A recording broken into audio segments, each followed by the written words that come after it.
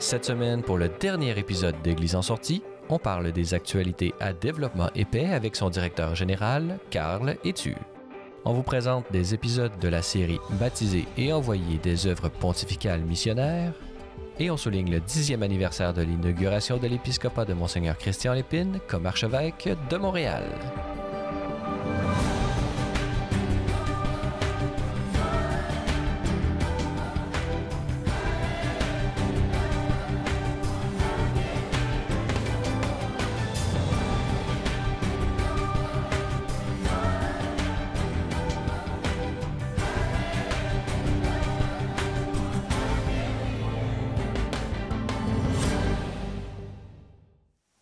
Bonjour mesdames et messieurs et bienvenue à cette dernière édition d'Église en sortie.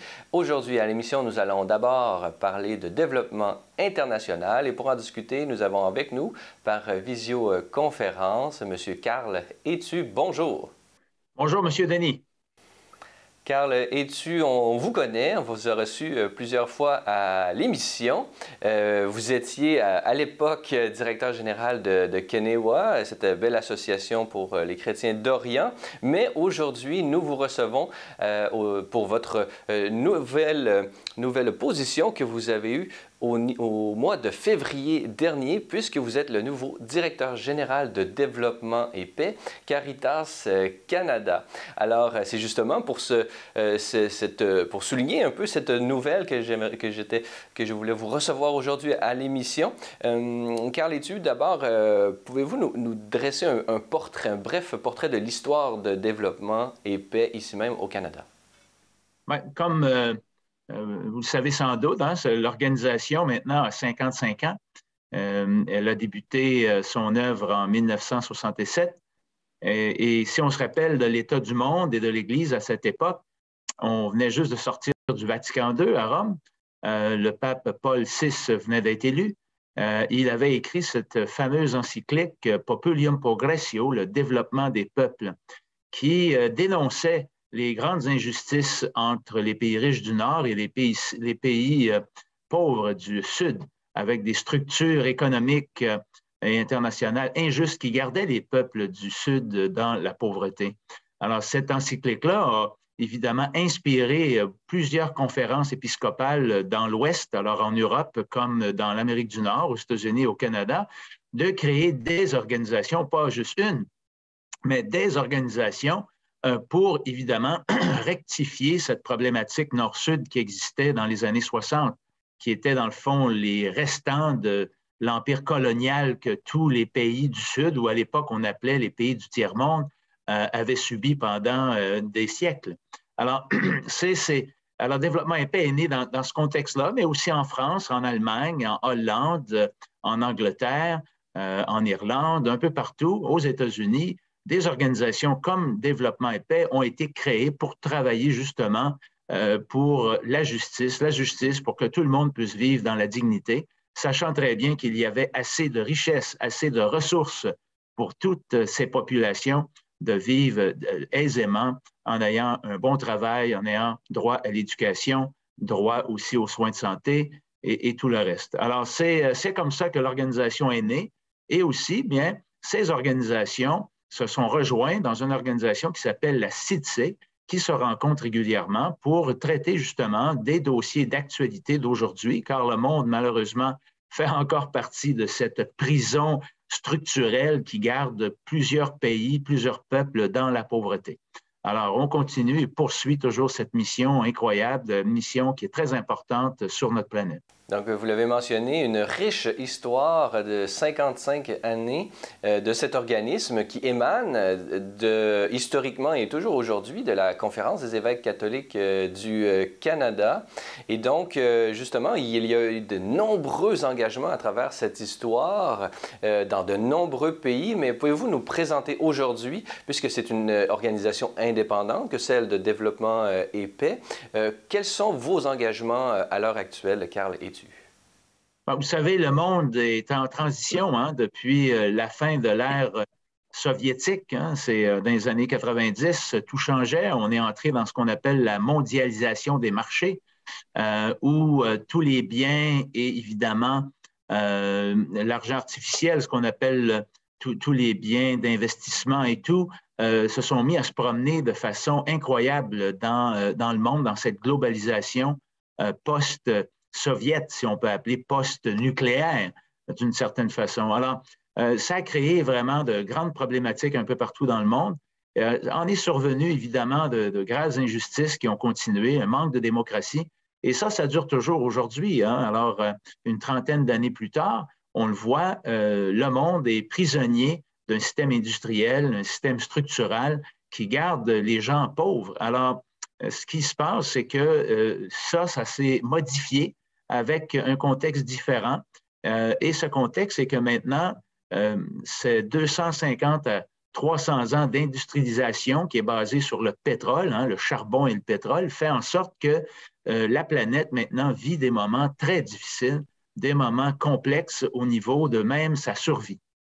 Alors, c'est sûr que Développement épais, avec plusieurs autres organisations partout sur la planète, s'inspire de Laudato Si, qui est l'encyclique, évidemment, qui a été rédigée il y a quelques années, je crois environ 5-6 ans passés, par le pape François, qui est évidemment un contexte qui nous invite à s'impliquer au niveau des peuples parce que pour sauver la planète, il faut aussi avoir de meilleures relations avec nos frères et nos sœurs qui vivent dans cette même planète. Laudato Si était cette encyclique où le pape François, justement, faisait le lien entre les changements climatiques et la pauvreté et il liait le combat pour la justice climatique à celle pour les injustices sociales. Vraiment, véritablement, un coup de génie du pape François qui a inspiré beaucoup de chefs d'État. Mais Développement épais, justement, dans quel pays êtes-vous investi à l'heure actuelle et quels sont les genres de projets que vous menez?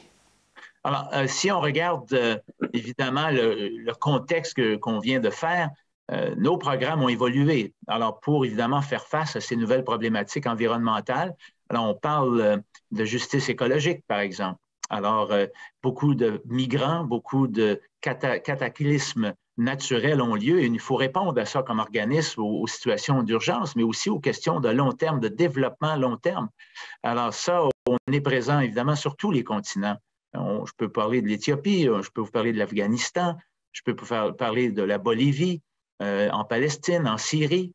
Maintenant, évidemment, à cause de la situation et l'invasion sauvage de la Russie sur l'Ukraine en Ukraine.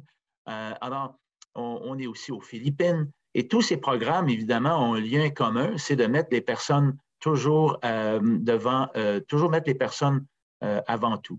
Alors, programme pour aider des coopératives à mieux s'adapter aux typhons des Philippines, alors avec des constructions beaucoup plus solides, des grandes plantations d'arbres pour empêcher évidemment les ouragans de tout laver sur son passage, aider évidemment au niveau de la santé, créer des coopératives pour que les femmes puissent être autonomes un peu partout, aider les jeunes filles à trouver et avoir une éducation en Afghanistan. Alors, ce n'est pas les projets qui manquent, mais ces liens importants, c'est toujours de garder dans la tête que ça prend un développement à long terme. En d'autres mots, aller à la source des problématiques et donner les outils que les gens connaissent bien sur le terrain pour pouvoir bâtir une société beaucoup plus juste, beaucoup plus démocratique. Et c'est pour ça qu'on a aussi cette justice de démocratie qu'on a besoin, qui est très importante, et aussi, évidemment, de donner cette capacité aux femmes de pouvoir être autonomes financièrement. Alors, plusieurs projets sont liés par rapport à ça également pour que les femmes puissent être capables de devenir autonomes dans leur vie quotidienne, que ce soit seul ou par des groupes et des coopératives qui vont leur donner cette chance de vraiment s'affirmer dans les sociétés dans lesquelles elles vivent. Et on le voit dans tous les pays où les femmes sont beaucoup plus autonomes, les pays s'en sortent beaucoup mieux au niveau de la création d'emplois, au niveau même de l'acceptance des différentes ethnies et aussi la différence de genre entre femmes et hommes qui permettent un développement beaucoup plus sain. Bref, l'éducation des femmes est un point central pour le développement de l'ensemble des pays sur notre planète et vraiment Développement épais et engagé à la première personne dans ces processus de développement. Comme je le mentionnais dans le préambule de cette entrevue, vous êtes maintenant depuis 4 mois à la barre de Développement épais comme à titre de directeur général.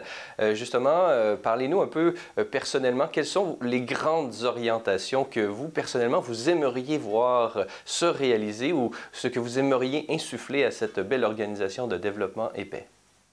Vous savez, moi, mon rôle, c'est pas moi qui mène le show, comme on dit, hein. Je suis peut-être un peu un chef d'orchestre, mais en gros, c'est nos partenaires du Sud qui nous éduquent, qui nous parlent de leurs problématiques, mais aussi de leurs solutions. C'est pas nous qui arrivons avec des solutions toutes prêtes pour les peuples du Sud. Ce sont eux qui savent ce qu'ils ont à faire. Ils connaissent la problématique politique, économique, sociale, historique et culturelle de leur pays. Alors, ça serait très arrogant de notre part d'arriver là avec des solutions toutes faites, même injustes, hein, ça serait même colonial. Alors, notre travail en est un d'écoute, en est un aussi d'accompagnement, en est un aussi d'apprentissage. C'est pour ça que Développement et Paix organise également des campagnes d'éducation et de plaidoyer au Canada. C'est lié justement aux grandes problématiques locales. Si on le voit depuis la pandémie, il y a eu évidemment des reculs de démocratie un peu partout dans les pays du Sud. Ben, il faut qu'on réponde à ça. Pourquoi que soudainement, les peuples peuvent moins parler, peuvent moins s'affirmer, où il y a des partis politiques qui sont élus, qui veulent dominer leur société au lieu de travailler avec elle. Alors nous, notre travail devient de plus en plus important et mobiliser notre gouvernement canadien et mobiliser les Canadiens en général pour pouvoir faire des pressions que les structures internationales, que les gouvernements qui sont oppressifs puissent arrêter ces méthodes de travail qui, évidemment, gardent les gens dans la pauvreté. Alors, ça n'a tout simplement pas de sens dans le 21e siècle qu'encore on doit se battre pour des principes de base, mais ça nous rappelle qu'il ne faut jamais baisser la garde non plus. Alors, oui, dans les prochaines années, les 5 prochaines années, 6 prochaines années, il va falloir travailler fort pour avoir une inclusion environnementale, une inclusion de démocratie, une inclusion pour que les femmes, l'égalité des femmes et qu'il y ait une paix durable. Ça donne bien que votre émission est en juin, car juste à ce moment où on se parle, c'est la grande réunion d'orientation qui a lieu pour tous les membres de Développement et Paix à Halifax, qui se rencontrent, une 200 environ délégués qui vont parler justement de ces questions pour planifier les 5 prochaines années de l'organisation. Peut-être qu'on pourra s'en reparler, mais pas sous cet forum, évidemment, puisque c'est votre dernière émission. Une belle dernière émission avec des invités de marque, puisque nous étions réunis pour parler des différents engagements et initiatives de développement et paix que vous dirigez désormais, Carl Hétu. Alors, en mon nom et au nom de tous nos téléspectateurs, nous vous assurons du soutien de notre prière et éventuellement de nos dons financiers que vous pouvez faire à l'adresse qui apparaît en ce moment même au bas de l'écran. Alors, Carl Hétu, merci beaucoup d'avoir été avec nous. Merci de l'invitation et je vous souhaite tout ce qui peut bien aller là pour les prochaines étapes de votre vie, M. Denis. De notre côté, nous allons voir un épisode de la série La foi en action, une production originale des œuvres pontificales missionnaires du Canada, une réalisation signée José Sierra et Bruno Olivier.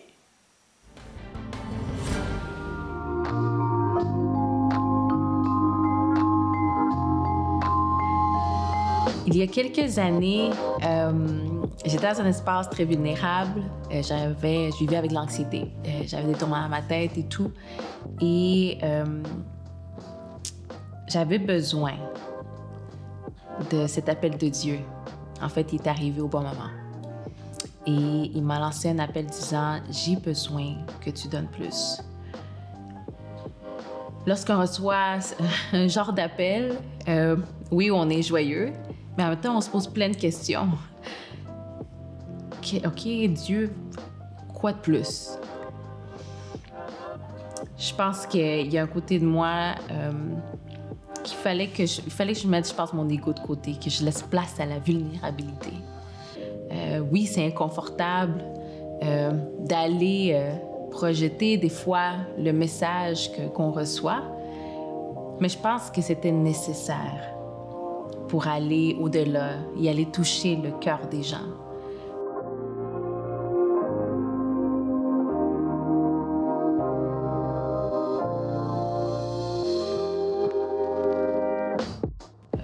Dans mon cas, j'ai utilisé mes plateformes, donc tous les réseaux sociaux, parce que je ne pouvais pas le garder pour moi. Donc, j'ai utilisé nos moyens de communication. En fait, ayant comme objectif d'aller rejoindre le plus les gens, mais qu'eux aussi puissent aller rejoindre le cœur des gens. En 2022, pour être missionnaire, je trouve que c'est essentiel de ne pas avoir peur, et ça, n'importe quel âge qu'on a, parce que Dieu veut pas qu'on ait peur. Dieu veut qu'on aille ensemble en mission vers l'avant.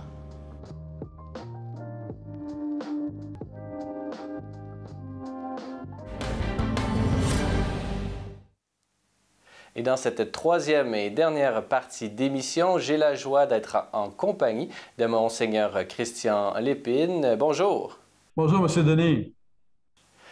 Monseigneur Christian Lépine, vous êtes archevêque de Montréal et c'est à ce titre que je voulais vous recevoir comme dernier invité ici même à Église en sortie, puisque vous avez récemment fêté le 10e anniversaire du début de votre mandat comme archevêque de Montréal. Donc, on le sait, ces importants anniversaires comme ceux-là sont l'occasion de tirer des bilans et vraiment de peut-être voir les signes des temps qui justement se sont déployés devant nous dans les 10 dernières années, ici même au Québec et plus particulièrement dans votre archidiocèse sur le territoire de la ville de Montréal et de Laval. Mais tout d'abord, pouvez-vous peut-être nous présenter cette célébration que vous avez vécue il y a quelques mois qui a souligné ce 10e anniversaire de votre début d'épiscopat? Oui, c'était le 21 mars il y a 2012 où j'ai été installé comme archevêque de Montréal.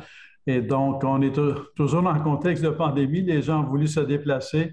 Et donc, ça a été un événement à la fois en présence et en ligne.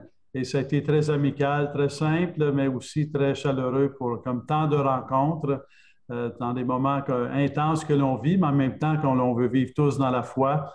Donc, ça a été surtout un bel esprit chaleureux de partage qu'on a pu vivre ensemble. Et justement, vous l'avez mentionné, 10 ans, lorsque vous êtes arrivé, vous succédiez au cardinal, au défunt cardinal Turcotte, vraiment une figure très connue ici même au Québec et partout dans le monde, pourrions-nous dire. Lorsque vous êtes arrivé justement à la tête de cette immense archidiocèse qui est celui de Montréal, vous avez nécessairement découvert, puisque vous étiez déjà, comme prêtre, vous avez été curé dans de nombreuses paroisse, mais vous aviez désormais un titre qui vous permettait de connaître davantage l'ensemble des personnes impliquées. Pouvez-vous nous décrire un peu comment se sont déroulées ces premières années de votre épiscopat? Vous êtes évidemment allé à la rencontre des gens. Beaucoup de choses, j'imagine, vous avez pu découvrir. Pouvez-vous nous décrire un peu cette première étape, là, il y a 10 ans?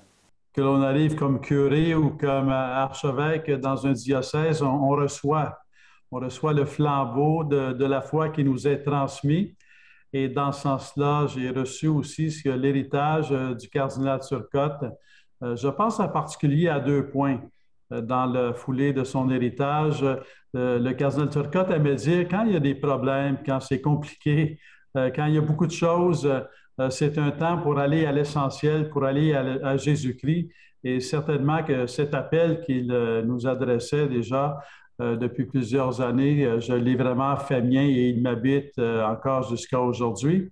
Et l'autre appel, c'est son sens qu'il avait pour les plus démunis, les pauvres, de toujours avoir un souci d'être en marche pour rencontrer les pauvres, pour être solidaire avec les plus démunis. Et donc, ça, ce sont des choses qui m'habitent toujours et je pense qu'ils sont faits pour habiter tout évêque, tout prêtre, tout laïc, tout fidèle. Et donc, ça a été un bel héritage que j'ai reçu et j'aime cette idée d'avoir reçu l'héritage, d'aller à l'essentiel. Tout ce qu'on peut faire dans le contexte des restrictions pour recevoir les gens, il y a un fait qui souvent habite les cœurs. Si on veut, des fois, les gens ont l'impression d'être seuls à avoir la foi. Alors, c'était tout ce qu'on peut faire pour faciliter des événements où les gens vont se rencontrer. Je pense par exemple à la Journée mondiale de la jeunesse ou à la rencontre diocésaine de la jeunesse. Un des objectifs de cette rencontre-là, c'est que les jeunes sachent qu'ils ne sont pas seuls à avoir la foi. Et dans ce sens-là, donc, c'est un travail constant à reprendre parce que la foi ne se retrouve pas toujours mentionnée, si on veut, dans la société et qui se veut laïque et des fois une laïcité fermée plus qu'ouverte. Alors, donc, à ce moment-là, c'est important de rappeler aux gens qu'ils ne sont pas seuls à avoir la foi et c'est un souci qui m'habite encore. Et bon, vous avez pu rencontrer toutes ces personnes engagées et pu découvrir les différents talents et charismes qui sont justement un peu partout dans votre diocèse. Parlez-nous un peu des défis auxquels vous avez personnellement dû faire face et comment justement cette grâce, la grâce d'État d'abord, mais la grâce présente aussi au travers du cœur du peuple de Dieu, a-t-elle permis de les surmonter ou peut-être justement de continuer à cheminer ensemble? Ça, il y a les défis communs à toute vie humaine ou à toute paroisse, les défis financiers qui sont souvent très sérieux, les défis administratifs, les défis en même temps de rejoindre toutes les générations dans l'acte même d'évangélisation ou de porter la bonne nouvelle, les défis de s'ouvrir à toute la diversité qu'il y a sur le terrain paroissial. Puis en même temps de ce défi, il y a le défi d'apprendre à toujours compter sur la grâce de Jésus-Christ. Parfois, devant l'ampleur des défis, on est appelé à baisser les bras. Alors, on est appelé à prier, à espérer, à compter sur la grâce. Je dirais le premier défi, c'est peut-être de faire appel à la grâce, justement. Alors, de se rapprocher de la grâce de Dieu à travers la parole de Dieu, à travers les sacrements, à travers la solidarité avec les pauvres et en même temps de devenir de plus en plus cette Église de tous les charismes parce que dans chaque paroisse, il y a des baptisés, il y a des disciples missionnaires, il y a des équipes pastorales, il y a des personnes de foi, des personnes généreuses. Puis à un moment donné, c'est de rassembler les gens dans la confiance autour de Jésus-Christ, centré sur Jésus-Christ, mais aussi que tout le monde sache qu'ils sont appelés et sentent profondément qu'ils sont appelés à participer, à collaborer et qu'on a vraiment besoin de toute personne, de toutes les personnes. On a besoin de tous les dons, de tous les charismes et de toutes les missions pour grandir comme communauté chrétienne.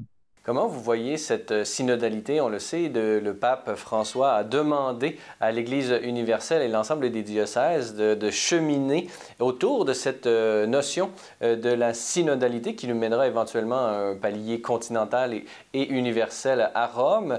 Parlez-nous, comment vivez-vous personnellement cette synodalité comme archevêque et comment voyez-vous depuis le début de votre épiscopat cette Église cheminer ensemble sous cette inspiration de la synodalité? La synodalité que le pape François, à laquelle il nous appelle à participer, qu'il nous appelle à vivre, c'est avec plein d'inspiration que le pape François nous transmet cet appel. Et c'est de mettre ensemble différentes facettes. Par exemple, il y a une facette évidente, c'est la question ensemble. Hein, la synodalité, c'est marcher ensemble. Mais en même temps, une synodalité ecclésiale, c'est marcher ensemble comme Église de Jésus-Christ. Alors, le pape va dire à un moment donné que la synodalité, c'est tout d'abord d'être centré sur Jésus-Christ. Alors, donc, on s'attend à la synodalité à ce que ça soit ensemble, mais il nous rappelle que c'est non seulement ensemble, c'est ensemble centré sur Jésus-Christ. Il va dire aussi, mettons, c'est ensemble sous la conduite de l'Esprit Saint. Il va parler de discernement. Il va aussi parler de l'Église des apôtres. Donc, c'est ensemble, ecclésialement, avec l'Église voulue par Jésus-Christ.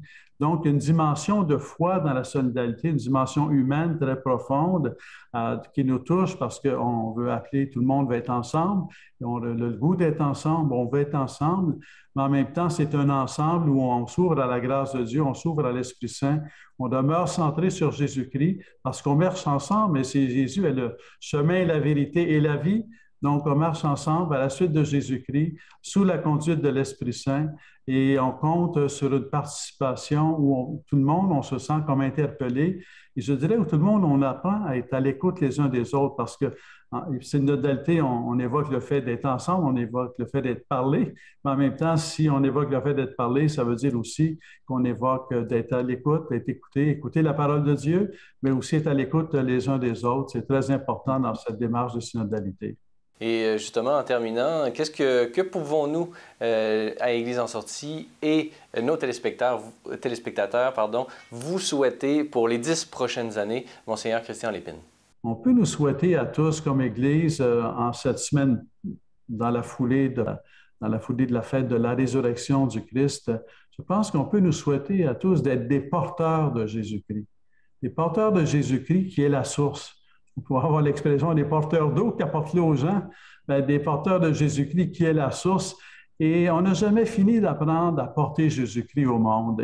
Et en même temps, on a besoin de l'Esprit Saint pour être des porteurs de Jésus-Christ au monde. On a besoin de la prière de Marie. On a besoin de Marie pour être des porteurs de Jésus-Christ au monde. Elle est la première porteuse de Jésus-Christ. Dans la visitation, elle porte Jésus-Christ à sa cousine Élisabeth. Et ainsi le modèle de porter Jésus-Christ au monde. Alors, je nous souhaite que tous ensemble, on devienne toujours plus transparents à Dieu et toujours plus des porteurs de Jésus-Christ au monde de notre temps. Et en mon nom et en celui de toute l'équipe de Ciel et Lumière, je tiens personnellement à vous remercier, Monseigneur Christian Lépine, pour votre audace et la belle collaboration qui a permis la réalisation de cette émission Église en sortie, une émission, une présence de l'Église sur l'ensemble des médias sociaux. Et nous avons vu ces dernières années à quel point c'était quelque chose d'important pour la mission et l'avenir de l'Église. Alors, véritablement, un grand merci, Monseigneur Christian Lépine, pour cette audace et ce prophétisme que vous avez fait part dans cette magnifique collaboration. C'est moi qui vous remercie et merci beaucoup pour la présence de Ciel et Lumière dans le monde des médias, une présence catholique dont on a besoin et qui est indispensable. Merci. Voilà, c'est tout pour cette dernière et ultime émission d'Église en sortie. Permettez-moi de vous adresser ces quelques mots en guise de conclusion. Il y a 7 ans, le 5 février 2016, débutait l'aventure d'Église en sortie.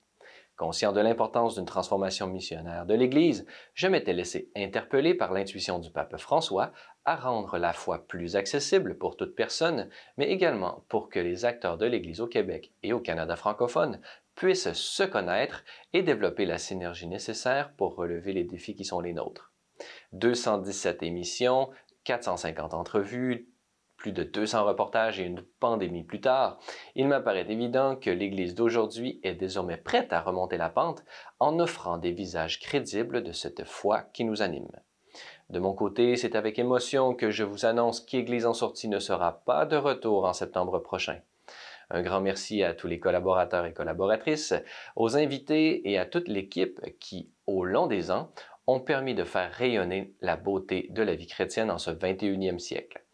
Un merci tout spécial à Chari Ramos pour son travail assidu, au père Thomas Rossica pour son audace et sa confiance, ainsi qu'à toute l'équipe de Ciel et Lumière et de KTO Télévision. Enfin, un grand merci à vous les téléspectateurs pour votre écoute attentive, ainsi que le soutien de votre prière. Sans vous, rien de cela n'aurait été possible. Ensemble, poursuivons sur ce chemin de l'histoire du salut en essayant toujours plus de vivre et d'incarner une Église en sortie.